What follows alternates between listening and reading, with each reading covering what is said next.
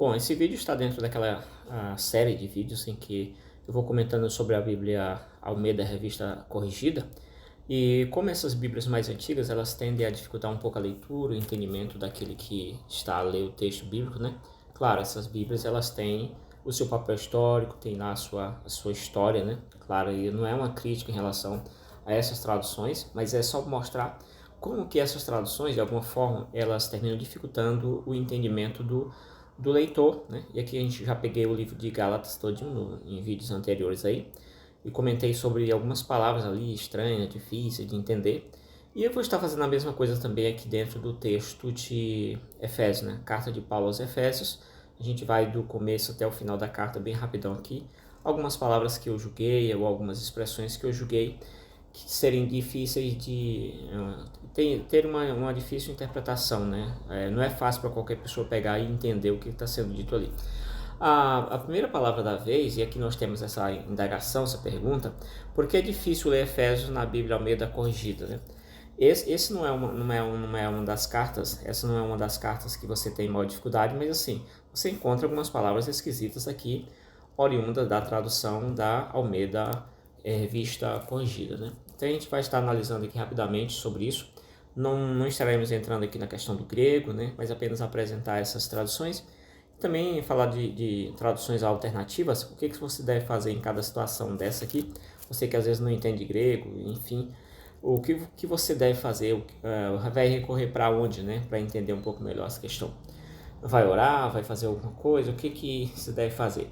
Vamos lá então, Carta aos Efésios na ARC, que é a Almeida Revista Corrigida, e aqui embaixo tradução do Novo Testamento, indicando que esse quadro ele trata dos desafios de tradução bíblica, né? Esses desafios de tradução bíblica.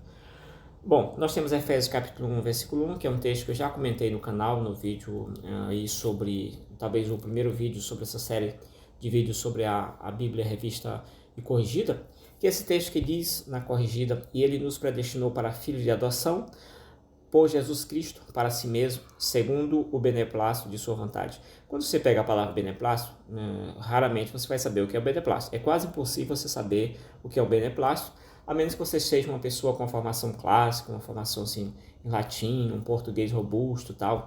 Você seja alguém de elite, você vai saber o que é beneplácito se você for nesse nível aí. Caso você não for, sinto muito, mas você não vai entender o que é um beneplácito, né? Você vai entender o restante da frase, mas o beneplácito vai ficar faltando ali um detalhe para você entender o que é isso. Então essa tradução, para a gente que hoje, por exemplo, nós temos outras traduções, essa é uma tradução considerada uma tradução mais pesada, uma tradução que se preocupa mais com o texto fonte chamado, né, o texto original, e ela não comunica tão bem todas as expressões, todas as palavras. É uma tradução mais pesada, mais antiga. Isso mostra que nós precisamos sempre de novas traduções, de atualizações na linguagem, na tentativa também de transmitir da melhor forma o texto bíblico para o seu leitor, né? E aqui, quando você chega diante do beneplácito, você não vai saber muito bem o que é um beneplácito, né?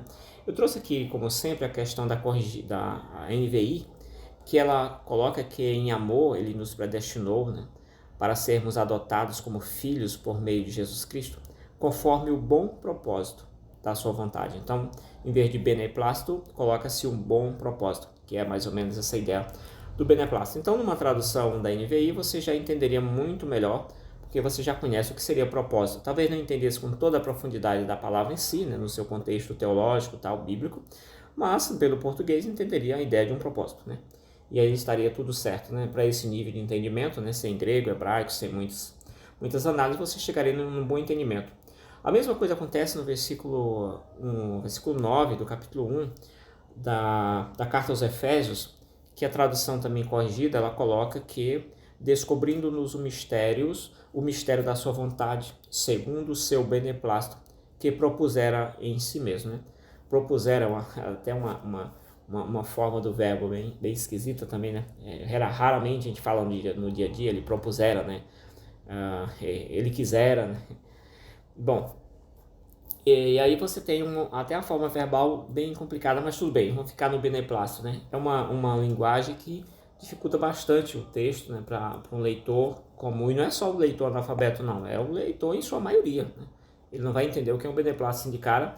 Hoje a gente já sabe por causa dos elementos teológicos, já vimos isso aí em pregações, em revistas, em livros e tal, beleza, tudo bem. Escola Bíblica Dominical, você é da escola sabatina, enfim, já vi em algum lugar. E aí você tem aqui, a NVI traduz como isso na ideia de o bom propósito novamente, né? E de acordo com o bom propósito que ele estabeleceu em Cristo. E aí nós temos essa tradução. Nos demais capítulos não encontrei nenhuma palavra difícil ou expressão que eu julgasse muito complicada, então pulei diretamente para os 5 e 4 que traz aquelas palavras que ninguém sabe o que é. O que é torpeza, né? Nem torpeza, nem pavoices, né? Nem chocarrice, que não convém, mas antes ações de graça. Ou seja, nada dessas coisas. Mas eu não sei o que é isso, não sei o que é torpeza. O que é torpeza? Vem de torpedo de quê, né? Vem de parvoíce. O que seria parvoíce? Eu não sei o que é isso, eu nunca usei essa palavra na minha vida, né? Torpeza, né? Parvoíce, chocarrice. Quem que sabe o que é chocarrice? Você não tem como um leitor agora moderno entender o que é torpeza. Ou ele é um gênio do português, do latim, uma coisa assim, uma formação erudita. Ou então ele é alguém muito antigo que talvez em sua época usasse isso aqui, né? Essas palavras fossem do dia a dia. Ou ele não vai entender, né? Um leitor moderno não vai entender isso aqui nunca, né? Então você não deve fazer essas coisas aí, só que você não vai saber o que é isso aí. Você vai deduzir ali e tal. Você vai ficar assim, será o que é isso, né? Mas é isso. Você não vai saber o que é chocarrice. Chocarrice é o quê? Parvoíce. Parvoíces, né? São coisas no plural aí, alguma coisa, né? São chocarrices, torpezas, enfim. Você não vai saber o que é isso. A NVI ela traz um esclarecimento um pouco melhor nessas questões, que ela vai dizer assim, não haja obscenidade. O que seria obscenidade? Alguma coisa obscena, alguma coisa assim, mais complicada, né? Um gesto obsceno. O que é um gesto obsceno? Um gesto feio, né? Alguma coisa feia, moralmente assim, complicado. E aí nós temos, beleza, obscenidade. Alguma coisa obscena tem alguma relação com a linguagem atual, né? Tudo bem. Nem conversas tolas. Um tolo. Isso é uma linguagem muito bíblica, mas raramente a gente chama alguém de tolo no português, assim, é muito raro, mas dá para levar, né? A gente sabe o que é tolo. Pela leitura bíblica já dá para saber o que é um tolo, né? E aí nós temos também outra parte que são gracejos imorais, né? Gracejos imorais poderia ser o quê? Piadas, né? Que é a ideia de chocarrices. O que seria chocarrices ou gracejos? São piadas imorais, são coisas que levam de alguma forma, a denegrir alguém? Seria o quê, né? Então ficaria aqui na tradução como gracejos imorais. Você sabe o que significa esses termos aí? Deixa nos comentários o que você acha que são, né? Que aqui o objetivo não está entrando no grego, nada disso, é só olhar mesmo a tradução como uma pessoa comum olharia, né? E o que ela vai encontrar, né? A dificuldade de entendimento que ela vai encontrar. Claro, é isso aí, se você não for no dicionário, você não vai saber o que são essas três palavras nunca, né? E aí nós temos aqui obscenidade, também conversas tolas e gracejos imorais, que são inconvenientes. Então essas coisas elas são inconvenientes, né? Ou que não convém, né? Então, em vez de você fazer isso, você vai para... Claro, você tem que ler o contexto anterior, né? Os versículos anteriores, melhor dizendo, versículo 1 do capítulo 4, versículo 2, versículo 3, até chegar aí para ter uma noção do modelo de Cristo ali e o que ele realmente propõe aqui. Então, em vez de você se lançar nessas coisas que talvez até você já se lançou, mas não sabe o que é, você deve se afastar dessas coisas, né? A NVI ela dá mais ou menos uma luz. E aí, através disso aqui, nós temos que, em vez disso, ações de graça, né? Beleza, e aí, o que nós teríamos mais? Eu trouxe também a nova tradução da linguagem de hoje, para tentar dar uma luz um pouquinho maior aqui, né? Uma luz mais forte. E ela diz, não usem palavras indecentes, nem digam coisas tolas. Então, torpeza seriam palavras indecentes, alguma coisa indecentes. Por isso que a NVI traduziu como obscenidade, né? Alguma coisa obscena aqui, ó, obscenidade. E a NTLH ela traduziu como coisa indecente, né? Palavras indecentes, beleza, né? Vai que é isso, né? E aí nós temos o que mais? Também não diga coisas tolas, né? Ou sujas. Então, muito provavelmente esses gracejos aqui imorais, né? Que a NVI colocou como imoral é alguma coisa suja, né? Alguma palavra aí, alguma piada, alguma coisa assim que não é legal, tal. Então esses gracejos aí já estão eliminados. Ou seja, se você não compreende numa Bíblia dessa, você vai jogar a Bíblia fora dessa aqui, né? Cadê? Se você não compreende a leitura numa Bíblia dessa, você vai jogar fora? Não. Se você tem uma Bíblia dessa, você pode recorrer em algum texto. Por exemplo, eu pulei muitos textos de Efésios que esses textos que eu pulei, eles são compreensíveis na Bíblia corrigida. São mais pesados? São, mas eles são compreensíveis. Aqui, então, nesse caso, você tem que recorrer a outras traduções. No caso, eu recorri à NVI, eu recorri aqui à nova tradução na linguagem de hoje, para tentar entender o que realmente, qual seria a ideia ali principal do texto. Se eu sei grego, eu consigo ir direto no grego e extrair ali talvez o melhor significado, mas você tem boas traduções também, você consegue se virar com essa questão aí. E aí você só não dá para saber realmente é isso que a NVI colocou, exatamente isso aqui, ou tem mais um detalhe que ela não colocou. Você não consegue saber muito bem isso aí. Ou você consegue ter uma ideia melhor, né? Lendo a NVI, ou a linguagem de hoje, nesse sentido, você consegue extrair. Ainda que você não vá ler direto a linguagem de hoje, claro, né? Você tem um padrão da Bíblia mais tradicional, mas aí aqui ali é bom recorrer a uma tradução, uma NVI, uma NVT, alguma coisa assim, para ver se você consegue pegar uma luz em relação ao texto. Esse é um ponto interessante, tá? E aí o 15, o Efésios 5:16, que é aquele texto muito citado nos púlpitos, que diz, remindo o tempo. Remindo, né? O que é remir o tempo? Agora eu já sei o que é remir o tempo, mas talvez tenha gente que não saiba assim de cara. Pegue essa tradução e coloque para uma pessoa aí que nunca leu alguma coisa. O que é remir tempo? Remir vem de remissão, vem de resgatar, vem de quê, né? Você vai ali tentando algumas aproximações, mas o certo é que você vai ter uma dificuldade.